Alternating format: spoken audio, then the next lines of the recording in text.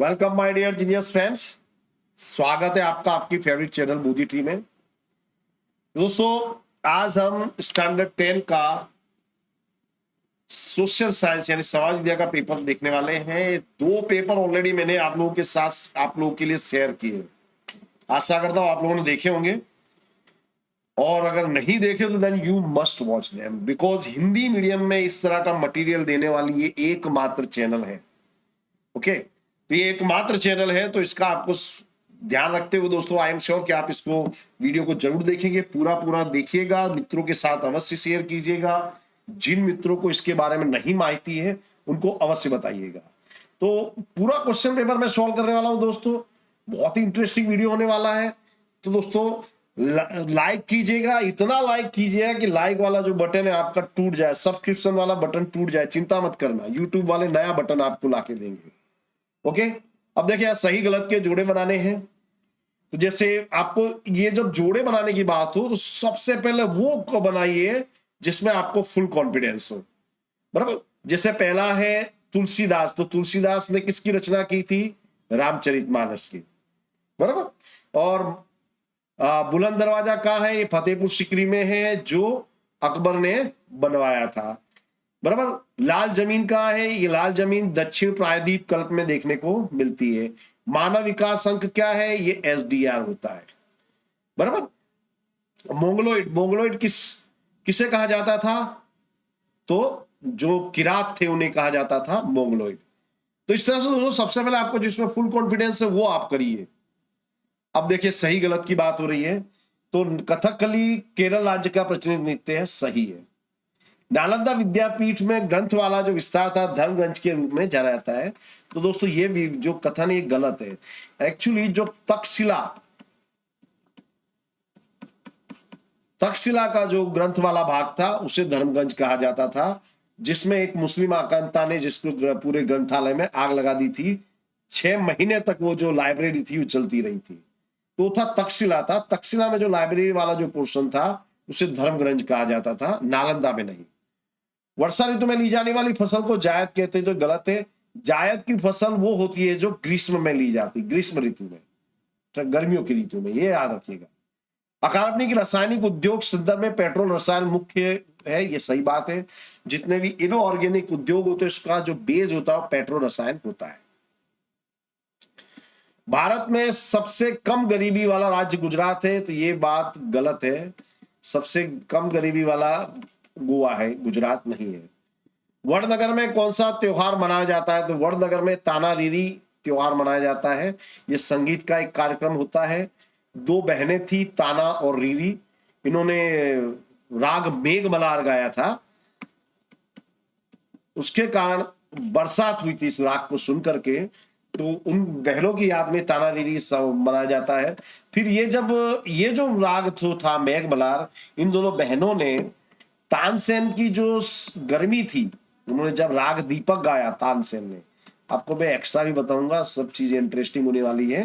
तो राग दीपक गाया तो उनके शरीर में जबरदस्त आग लगी, आग लगी इन द सेंस बहुत गर्मी हो गई। तो उस गर्मी को शांत करने के लिए इन बहनों ने ये मेघमल्हार गाया था। तो अकबर को जब इन बहनों के बारे में पता चला तो उन्होंने उन बहनों को दरबार में उपस्थित होने के लिए कहा, लेकिन वो बहनें नहीं गई। तो अकबर ने अपनी सेना भेजी थी।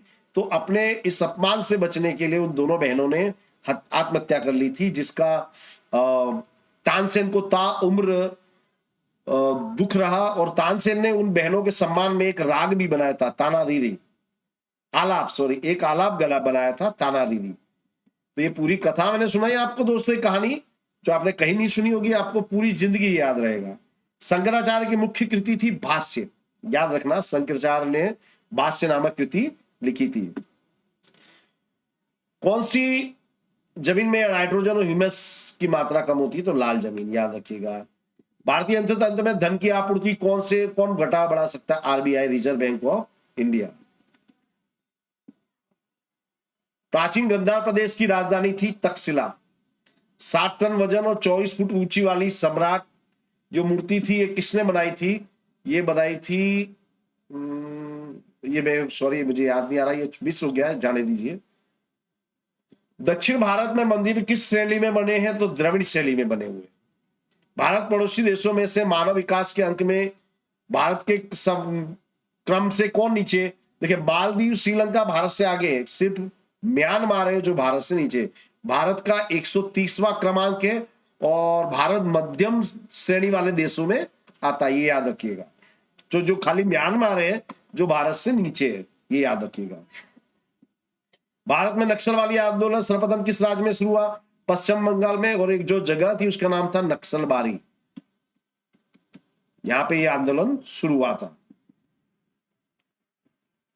चाड़ो नृत्य कौन सा नृत्य है? ये तो चाड़ो नृत्य जो आदिवासियों का नृत्य होता है। चाड़ो जो होता है इसमें एक्टिंग की जाती, मिमिक्री की जाती है विभिन्न प्राणियों की और पक्षियों की। निम्नलिखित में से कौन सा स्थापत्य, देखिए जो उड़ीसा में है जगन्नाथ मंदिर है, याद रखिएगा। कॉफी उत्पादन में कुर्ग जो क्षेत्र है कर्नाटक में आया हुआ है, ये कॉफी के उत्पादन में बहुत ही आगे है। ये बहुत ही शानदार जगह है, बहुत ही फाइन हिल स्टेशन है, यू मस्ट विजिट इट, याद रखना। कर्नाटका में है कुर्ग, कॉफी के लिए बहुत ही फेमस है। गुजरात में से नक्शे में कौन सा जो खेत खाद का कारखाना बनाया गया, वो है कंडला में, याद रखिए कंडला में है खाद का कारखाना। बंधारणी यानी संविधान में 342 की अनुसूची में समावेश जातियां अनुसूचित जनजातियां है। 341 जो है अनुसूचित जाति के लिए आता है, बराबर। 341 जो कॉलम है वो अनुसूचित जनजाति के लिए है, 342 अनुसूचित जनजाति के लिए। तो अनुसूचित जनजाति यानी अस्पृश्य लोग जो थे, अनटचेबल कहा जाता था, उनको ये लागू पड़ता है। और ये जो सूची में मात्र हिंदू और सिख धर्म के लोग ही आते हैं, क्योंकि अनटचेबिलिटी, अस्पृश्यता मात्र इन दोनों धर्मों में ही व्याप्त थी। ओके, इसको आप लोग याद रखिएगा।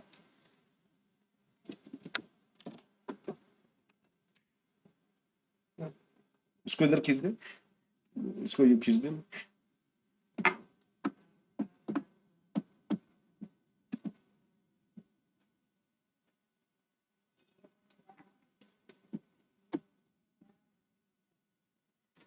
ओके, चलो आगे चलते हैं। एक्स्ट्रा भी मैं आप लोगों को बता रहा हूं, प्राकृतिक और सांस्कृतिक विरासत के बीच में अंतर लिखिए। देखिए, प्राकृतिक यानी जो हमें प्रकृति से प्राप्त होती है, प्रकृति, पर्यावरण, मानव जीवन के बीच की निकटता के संबंधों को प्राकृतिक विरासत कहते हैं। पूरी व्याख्या लिखी है मैंने।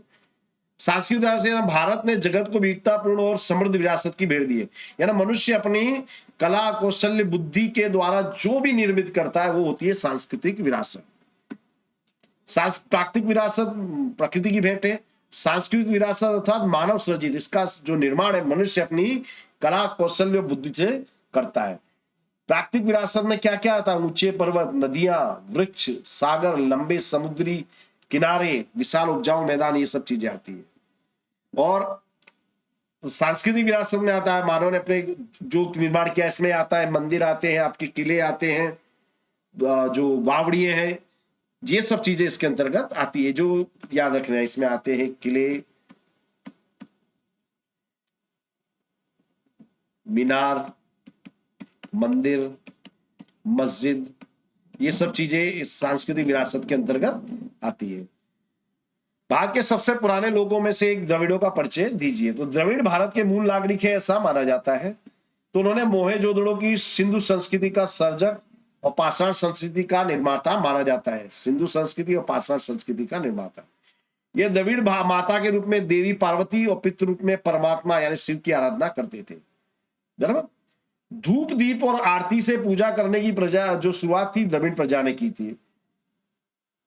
द्रविड़ों ने मूल देवता आर्यों ने स्वीकार की थी। समय बीतने पर प्रचंड प्रभाव के अधीन जो देखिए उन्होंने भी आर्यों वाले जो देवी देवता की पूजा की थी। अंतरजातीय विवाह भी इनमें प्रचलित था। इसके साथ साथ सूती कपड़ा बनाने की कला इन्हें आती थी। सूती कपड़ा, उसको कपड़े को रंगना, डाई करना, पाल वाली नाव, ये सब का निर्माण इन लोगों को आता था, द्रविड़ लोगों को। उर्दू भाषा के विकास का परिचय दीजिए। तो मध्ययुग की सबसे महत्वपूर्ण घटना थी उर्दू भाषा का जन्म। यह नई भाषा साहित्य की दृष्टि से सबसे समृद्ध ऐसी अन्य आधुनिक भाषाओं की पंक्ति में आ गई। तो हिंदी और फारसी दो भाषाओं का मिक्स होकर के उर्दू भाषा बनी, हिंदी और फारसी। इस भाषा में वली, मीर दर्द, मीर तकी मीर, नजीर अकबर आदि, असदुल्ला खां गालिब, ये जो थे महाकवि इस क्षेत्र में हुए। याद रखना, वली, मीर दर्द, मीर तकी मीर, नजीर अकबराबादी, सबसे बड़ा नाम आता है गालिब का, ये बहुत बड़े शायर थे। 18वीं सदी में उर्दू गद्य का भी विकास हुआ। संस्कृत के अधिकांश ऐतिहासिक ग्रंथों का उर्दू में अनुवाद होने लगा। तो अकबर ने एक अलग ही डिपार्टमेंट बनाया था जिसमें भारत के महान ग्रंथ जैसे गीता, रामायण, पंचतंत्र आदि का भाषांतर करने का डिपार्टमेंट अकबर ने बनाया था।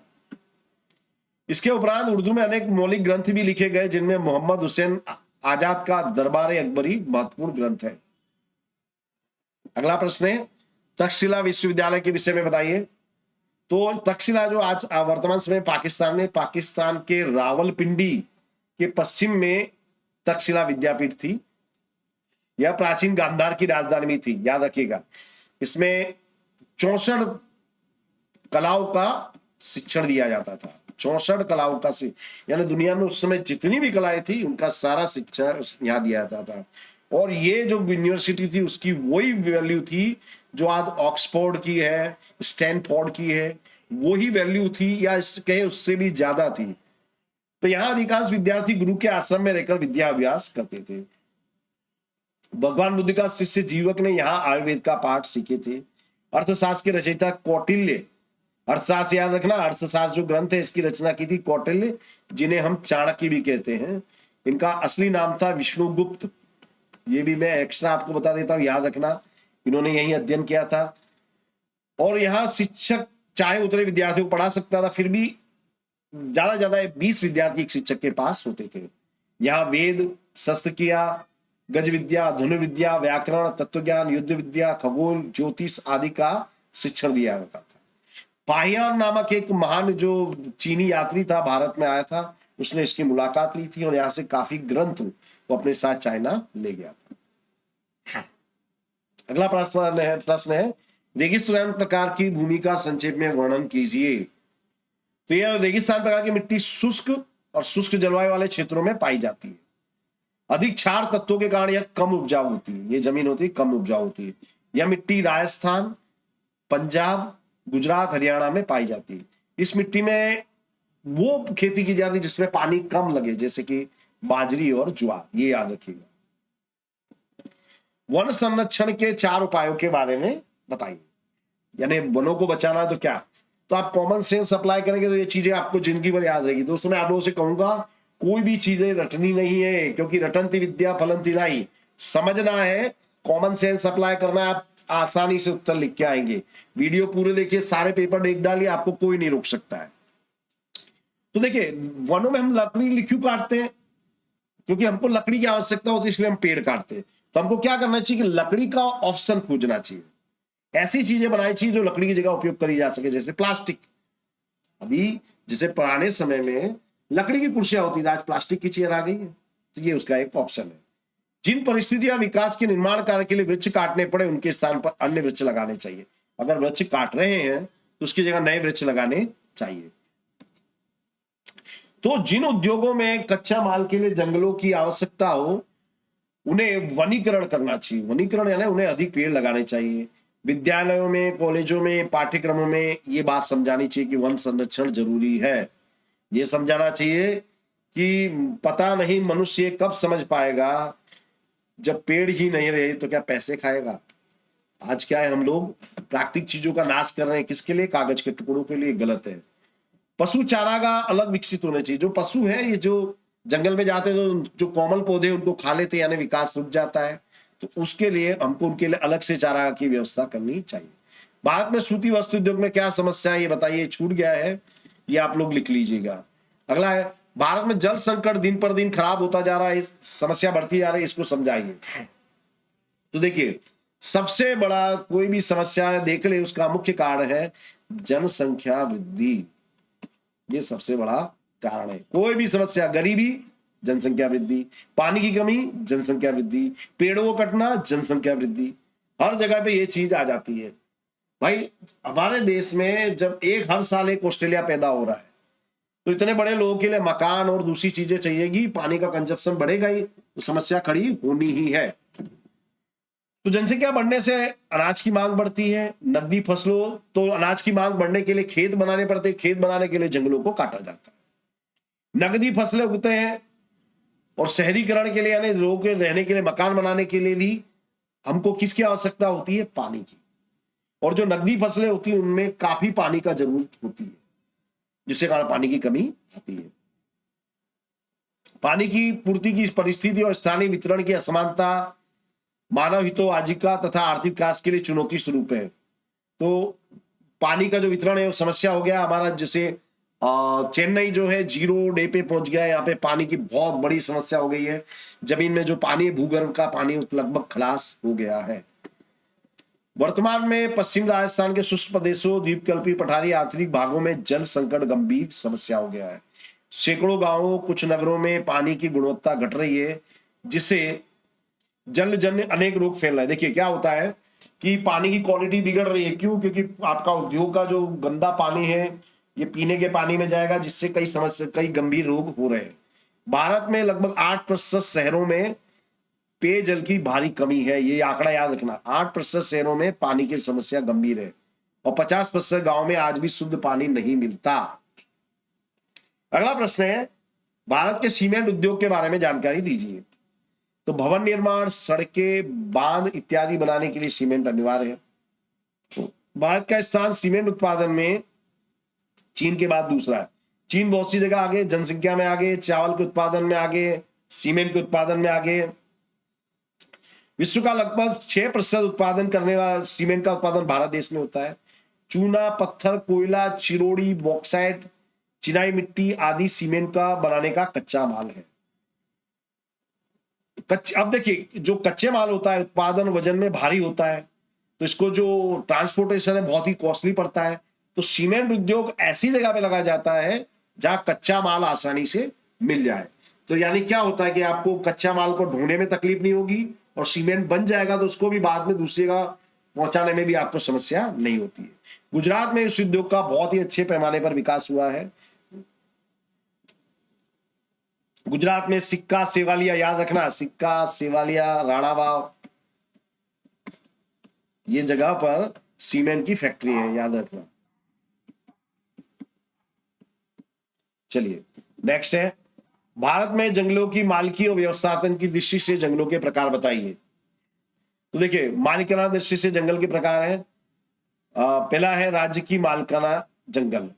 इस जंगलों का राज्य या केंद्र सरकार का नियंत्रण होता है इस प्रकार के जंगलों पर, और देश में अधिकांशतः जंगल इस प्रकार के क्षेत्रों में रखे जाते हैं। निजी जंगल, इस प्रकार के जंगल व्यक्तिगत मालिकाना होते हैं। ये जंगल उड़ीसा, मेघालय, पंजाब और हिमालय के प्रदेश में होते हैं। ये जो जंगल होते हैं, जिसे पर्टिकुलर लोग हैं, जो पुराने जमाने में रियासतें थी, उस समय इन्होंने इसको अपने हिस्से में रख लिया था, वे इसके मालिक हो जाते। ये जो जंगल है इनका रख रखाव सही ढंग से नहीं होता है। ठीक है, अगला है सापेक्ष गरीबी और निरपेक्ष गरीबी समझाइए। सापेक्ष यानी किसी से कंपैरिजन की जाए। देखिए आपको उदाहरण बताऊं, एक व्यक्ति है, दूसरा भी। ए व्यक्ति एक महीने के 1 लाख रुपए कमाता है, जो बी है वो कमाता है 50,000। तो यहाँ जो बी व्यक्ति जो है ए की तुलना में, ए के सापेक्ष में गरीब है। तो सापेक्ष यानी जब हम तुलना करते हैं तो देखिए, समाज के भिन्न भिन्न आय वाले वर्गों में से यदि कोई समूह अन्य से कम आय प्राप्त करता हो तो उसे सापेक्ष गरीब कहते हैं। जैसे 3 व्यक्ति दिए, एक ए 10,000 कमाता है, बी 20,000, सी 30,000। तो 3 व्यक्तियों की आय भिन्न भिन्न है। ए व्यक्ति की आय, बी की आय, तो देखिए ए बी और सी की तुलना में गरीब है, बी सी की तुलना में गरीब है। ओके, तो इस तरह की गरीबी को हम सापेक्ष गरीबी के। निरपेक्ष यानी तो मनुष्य की जो बेसिक नीड्स है, जो मूलभूत जरूरतें, वो भी पूरी ना हो पाए। समाज के लोगों को अनाज, दलहन, दूध, सब्जी, भाजी, कपड़े जैसी प्राथमिक आवश्यकताएं भी जाना पूरी हो पाए, उस प्रकार की गरीबी को हम निरपेक्ष गरीबी कहते हैं। ये मार्क को पहचाने तो ये है वूल मार्क। ये ऊन के ऊपर आता है, उनकी बनावट और उनकी पोशाकों पर वूल मार्क, याद रखिएगा। नीचे दिए गए प्रश्नों के उत्तर संक्षेप में दीजिए। मानव जीवन और मिट्टी के बीच में क्या संबंध रहा है? तो मानव और मिट्टी में प्राचीन संबंध रहा है। मनुष्य जन्म से लेकर मृत्यु तक मिट्टी से जुड़ा रहता है। जब किसी मेटल की, किसी धातु की खोज नहीं हुई थी, तब मनुष्य तब उस समय से मिट्टी का उपयोग करता आया है। तब मिट्टी की बनी हुई वस्तु का उपयोग होता था। मिट्टी के क्या बनते थे? खिलौने, घड़े, कुल्हड़, हांडी, मिट्टी के चूल्हे, अनाज संग्रह की कोठियां, ये सब मिट्टी की बनी जाती थी। घर की दीवारें भी मिट्टी की होती थी, जिन्हें गोबर से लीपा जाता था। तो ये जो इस तरह की जो दीवारें होती है, बहुत गर्मी के दिनों में बहुत राहत मिलती, काफी ठंडक होती है। ओके, और ये जो बैक्टीरिया वगैरह से काफी रक्षण प्रदान करती है। पानी, दूध, दही, छाछ, घी के संग्रह करने के लिए मिट्टी के बर्तनों का उपयोग होता था। रसोई के बर्तन भी मिट्टी के होते थे। मिट्टी के हांडी में ही खाना पकाया जाता था। लोथल, मोहेंजोदड़ो, हड़प्पा संस्कृति के समय में भी मिट्टी के लाल रंग की प्याली, बरनी, तस्तरी आदि हमको मिले हैं। टेराकोटा के अवशेष हमको मिले हैं। कुम्हार का चक्र मिट्टी व काम का भारत का सबसे प्राचीन और प्रथम यंत्र, याद रखिएगा, कुम्हार का चक्र, पोटर्स व्हील। कच्ची पक्की मिट्टी से पके पके यानी जो टेराकोटा यानी पके हुए बर्तन, ये सब भारत में प्राचीन काल से प्रसिद्ध है। गुजरात में, जैसे दक्षिण में नागार्जुन कोंडा, वो गुजरात के लागणज में, और राजस्थान में है कालीबंगन, राजस्थान में, वहां से हमको टेराकोटा के अवशेष मिले हैं। कोणार्क के सूर्य मंदिर की पर टिप्पणी लिखिए। तो कोणार्क का सूर्य मंदिर उड़ीसा के पुरी जिले में है, बंगाल की खाड़ी के पास। इस मंदिर का निर्माण 13वीं सदी में गंग वंश के राजा नरसिंह वर्मन प्रथम ने बनाया था। ये याद रखना, नरसिंह वर्मन प्रथम। तो ऐसा कल्पना की गई कि 7 घोड़े जो है इस रथ मंदिर को खींच रहे। ये मंदिर जो है रथ आकार का है। इसमें 12 पहिए हैं। जो 12 पहिए हैं, ये 12 महीनों को दर्शाते हैं, बराबर। मंदिर के आधार के सुंदरता प्रदान करते हैं। पहिए वर्ष के 12 महीनों को सूचित करते हैं। प्रत्येक चक्र में 8 आरे हैं। आरे यानी स्पॉक, जो 8 प्रहर को दर्शाते हैं। पूरे 24 घंटे में 8 प्रहर होती, तो उस 8 प्रहर को दर्शाने के लिए 8 स्पोक है। रूपांकन की सूचना विषय विविधता की दृष्टि से मंदिर अद्वितीय है। इस मंदिर का निर्माण काले पत्थरों से किया गया है। इसे कहते हैं काला पैगोड़ा। ये खास याद रखेगा, एमसीक्यू वगैरह में पूछते हैं काला पैगोड़ा किसे कहते हैं, तो कोणार्क के सूर्य मंदिर को, क्योंकि ये काले पत्थरों से बनाया गया था। बृहदेश्वर मंदिर का परिचय दीजिए। बृहदेश्वर मंदिर तमिलनाडु के तंजौर जिले में है। इसका निर्माण 1003 से 1010 के समय में हुआ था। इस मंदिर का महादेव शिव का होने से इसे बृहदेश्वर, बृहद प्लस ईश्वर बताया गया है। यह मंदिर चोल वंश के राजा राजराजे ने बनाया था। किसने बनाया था वो भी याद रखना, इसलिए इसे राजराजेश्वर मंदिर भी कहते हैं। 500 फुट लंबा है, 250 फुट चौड़े चबूतरे पर इसको बनाया गया है। मंदिर का शिखर जमीन से 200 फीट ऊंचा है। उस समय बृहदेश्वर मंदिर ने ऊंचे शिखर वाले मंदिरों में स्थान प्राप्त किया था। भव्य शिखर, विशाल कद में रही संवादिता, कलात्मक सुशोभन के कारण यह मंदिर भारतीय स्थापत्य की बेमिसाल नमूनों में माना जाता है। भारत द्रविड़ शैली में बनाया। देखिए दक्षिण भारत के जो मंदिर हैं सारे द्रविड़ शैली में बने हुए, इनको याद रखिए। वन्य जीवों के संरक्षण के लिए कोई 3 योजनाओं का परिचय दीजिए। तो पहला है घड़ियाल परियोजना। घड़ियाल मगरमच्छ की जैसी प्रजाति होती है, इसका मुंह थोड़ा आगे से पतला होता है। तो 1970 में ये लुप्त होने के कगार पे थे, तब भारत सरकार ने योजना लागू की थी। जो चंबल नदी है उसमें घड़ियाल बहुत देखने को मिलते हैं। गिद्ध परियोजना, तो गिद्ध जो है प्राकृतिक सफाई कामदार है, इनकी संख्या कम होती जा रही है। अब तो देखो उसमें क्या होता है, डाइक्लोफ्रेक एक दवा होती है जो पशुओं को दी जाती है जब वो बीमार पड़ते हैं। फिर जब ये पशु ये दवा को डाइजेस्ट कर लाते हैं, लेकिन जब ये पशु मरते हैं तो इनकी जो डेड बॉडी से उनको फेंका जाता है जंगलों में, जहां पे गिद्ध इनको खाते हैं। और ये जो दवा के प्रभाव से गिद्ध की जो संख्या दिनों दिन घटती जा रही है, बराबर। तो उनके रक्षण के लिए गिद्ध परियोजना की गई। गुजरात, भारत में गिद्ध की 9 प्रजातियां हैं। तो गिद्ध कम होते हुए देखकर 2004 में ये योजना अमल में की गई। हिमचीता योजना, तो हिमालय पे लगभग 3000 मीटर की ऊंचाई पर ये प्रजाति पाई जाती है। स्थानीय लोगों में हिमचीता की प्रति जागृति बढ़े, उनका संरक्षण हो, इसलिए 2000 में ईस्वी सन 2000 में ये योजना लागू की गई थी।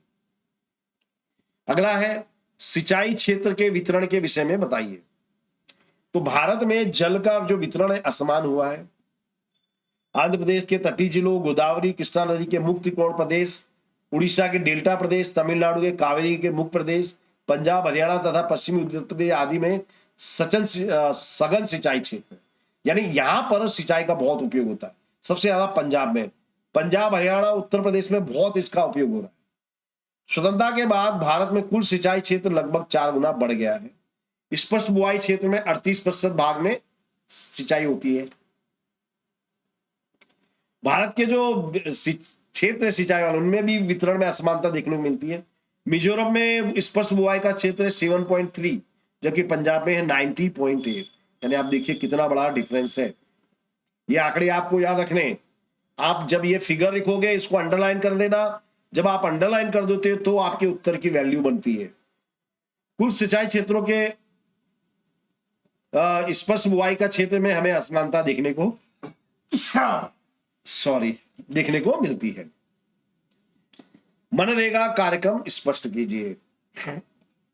तो मनरेगा रोजगार लक्ष्य कार्यक्रम, अपने गांव में अपना काम, साथ में मिलता है उचित दाम, ये इसका स्लोगन है।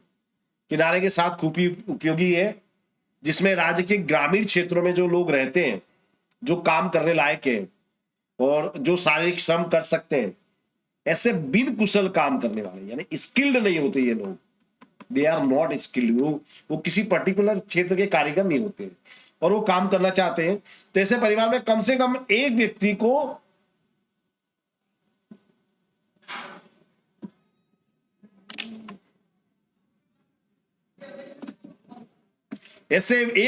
कम से कम 100 दिन तक रोजगार दिया जाता है, ऐसी योजना बनाई जाती है। इसे कहते हैं मनरेगा। सरकार द्वारा निर्धारित, अगर मान ली सरकार ने 100 दिन निश्चय किया, व्यक्ति को 80 दिन ही काम मिला, तो जो 20 दिन का बेरोजगारी भत्ता भी सरकार देती है। सरकार द्वारा निर्धारित दर पर दैनिक वेतन चुकाया जाता है। यदि काम मांगने पर सरकार काम देने में असफल हो तो बेकारी भत्ता देना पड़ता है। ओके। ग्रामीण विकास कार्य, व्यक्तिगत शौचालय बनाना, व्यक्तिगत कुएं जमीन समतल करना, बागायती काम, इंदिरा आवास योजना के मजदूर कार्य, पशु के छप्पर, जैविक खाद, अनेक कार्यक्रम करवा करके उनको गिरे। इसमें ऐसे काम कराए जाते हैं, कामों के प्रकार दोस्तों आपको लिखने हैं जो कोई भी व्यक्ति कर सकता है, जो ग्रामीण व्यक्ति को आते हैं। ओके। जैसे बागायती करना है, मकान बनाना है, जमीन को समतल करना है, चेक डैम बनाना है, तालाब को गहरा करना है, ये सब काम इसके अंतर्गत आ जाते हैं। अगला है हमारे आसपास पाई जाने वाली कौन सी बातें हैं जो देश के मानव विकास अंक को प्रभावित करती है। तो देखिए, मानव विकास के संबंध में अपने परिवार, मोहल्ले या गांव में नजर डाले तो हमें पता चलता है कि कई सगर्भा माताओं को पर्याप्त पोषण नहीं मिल रहा है। तो मानव विकास अंक में क्या आता है? स्वास्थ्य आता है। तो जब माताओं को पोषण नहीं मिलेगा तो उनकी जो संतान होगी कैसे कुपोषित होगी, वो आने वाले समय में गंभीर बीमारियों से पीड़ित होगी। कम वजन वाले बालक का जन्म होता है, बालक कुपोषण वाला होता है, बालक आंगनवाड़ी या विद्यालय में नहीं जाता है। आंगनवाड़ी सरकार ने बनाई है जहां बालक को जाना चाहिए प्राइमरी प्री एजुकेशन के लिए, प्री स्कूल के एजुकेशन के लिए, लेकिन बालक वहां नहीं जाता। बालक विद्यालय में पढ़ना छोड़ देता है, ड्रॉप आउट हो जाता है। बच्चा 8वीं के पहले ही, मतलब 10वीं 12वीं स्कूल पूरा करने से पहले पढ़ाई छोड़ देता। क्यों? क्योंकि उसे अपने घर पे अपने परिवार वालों के लिए कमाना पड़ता है। लड़कियों को उच्च शिक्षण नहीं दिया जाता है, युवाओं को रोजगारी नहीं मिलती, दुर्घटना के कारण किसी की अकाल मृत्यु हो गई हो, कोई गंभीर बीमारी का भोग बनता है। इन सभी बातों का मानव विकास अंक पे प्रभाव पड़ता है। इसका मात्र सरकार ही नहीं परंतु देश का प्रत्येक नागरिक मानव की दिशा में सक्रिय बने तो आने वाले समय में हम भी मानव विकास अंक प्राप्त कर पाएंगे। इसलिए दोस्तों, पढ़ना, अच्छे मार्क्स लाना, आप पढ़ोगे, पढ़ेगा इंडिया, तभी तो आगे बढ़ेगा इंडिया। ओके, वीडियो पूरा देखना। प्राचीन भारत से धातु कला का योगदान का वर्णन कीजिए। तो पाषाण युग के बाद धातु कला का विकास हुआ। सबसे पहले जो मेटल खोजा गया था वो था तांबा, ये भी याद रखना, एडिशनल है। और उससे जो पहली चीज जो बनाई थी वो थी कुल्हाड़ी। तो लोथल के कारीगर धातुओं से बने दातरण है, इसके बदले हम करेंगे हसिया बनाते थे। करवत, आरी, सुई जैसे कांसे और तांबे के औजार बनाते थे लोथल के कारीगर। इसके उपरांत धातु के औजार, बर्तन, मूर्तियां, पात्र बनाए जाते थे। युद्ध के लिए शस्त्र भी धातु से बनाए जाते थे। सोने चांदी जैसे धातु का उपयोग गहनों में होता था। तांबा, पीतल, कांसे जैसे का उपयोग बर्तन और मूर्तियां बनाने में होता था।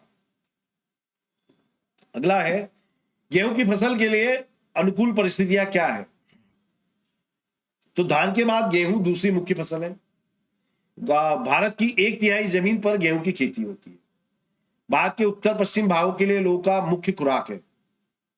उत्तर वाला भाग देखिए, यानी उत्तर प्रदेश है, हरियाणा है, पंजाब है, यहाँ के लोगों का मुख्य भोजन क्या है? गेहूं है, क्योंकि गेहूं यहाँ पे ज्यादा होता है। गेहूं समशीतोष्ण कटिबंधीय रबी की फसल है, यानी ठंडी के मौसम में होने वाली फसल है, रबी की फसल है। गेहूं के लिए काली या उपजाऊ दोमट मिट्टी वाली जमीन, 75 सेंटीमीटर वार्षिक वर्षा होती है और 100 सेंटीमीटर वर्षा अनुकूल रहती है। 75 से अधिक होनी चाहिए, 100 होते ज्यादा अच्छा होता है। और जब से भारत में ग्रीन रेवोल्यूशन, हरित क्रांति आई है, गेहूं का उत्पादन दुगना हो गया है। गेहूं की कृषि मुख्यतः पंजाब, हरियाणा, पश्चिमी उत्तर प्रदेश में होती है और 2/3 अनाज का उत्पादन इन तीनों राज्यों में होता है। इसमें उत्तर प्रदेश सबसे आगे है। याद रखिएगा, गेहूं का सबसे ज्यादा उत्पादन होता है उत्तर प्रदेश में।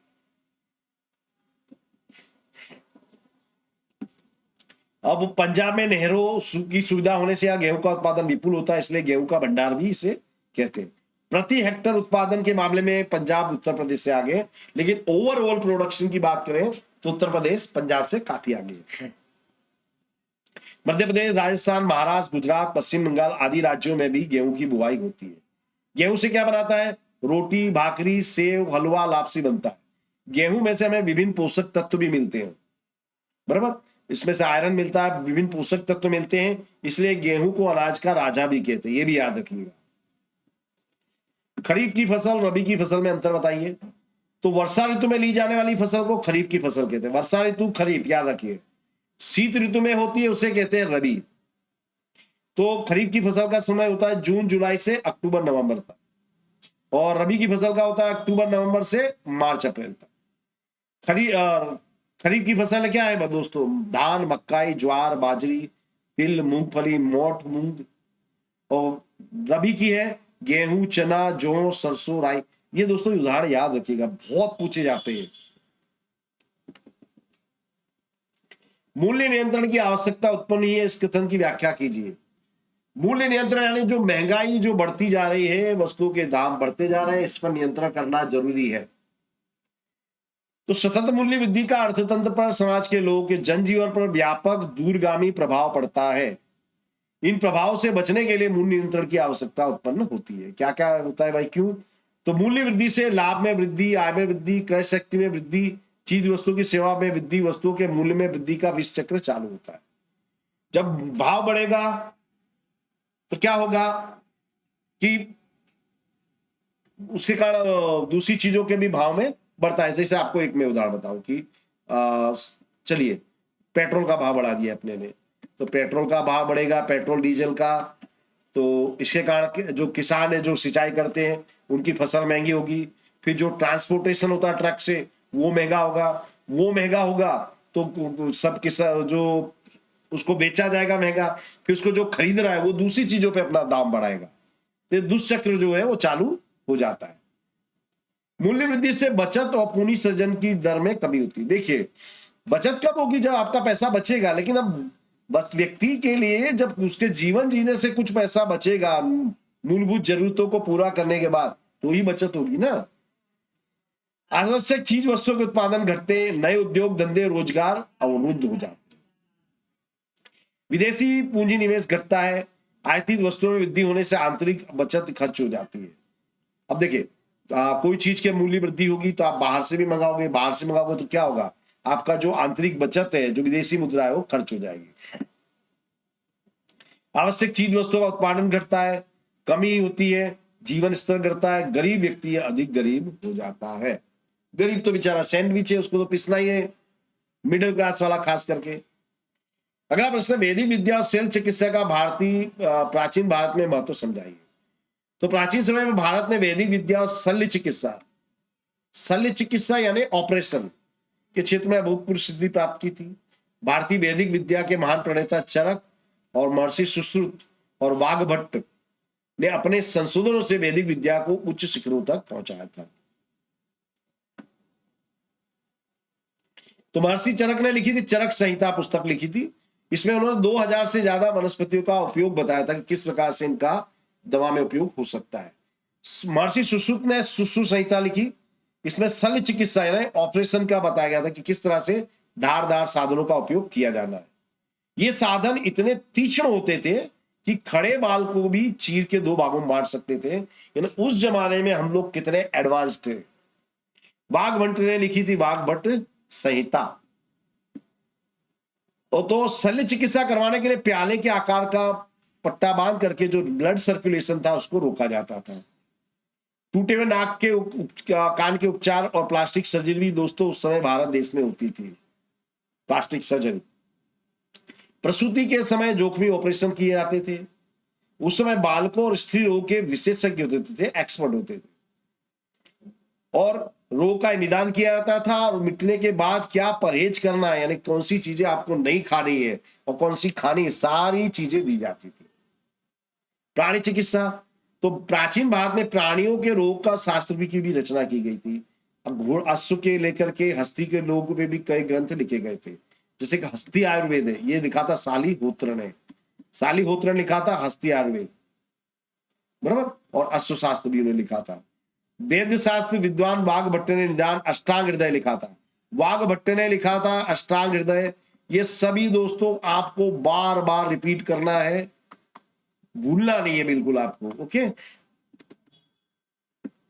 आतंकवाद के आर्थिक प्रभाव समझाइए। तो आतंकवाद एक कैंसर है जो पूरी दुनिया को खाए जा रहा है। यह वैश्विक समस्या है।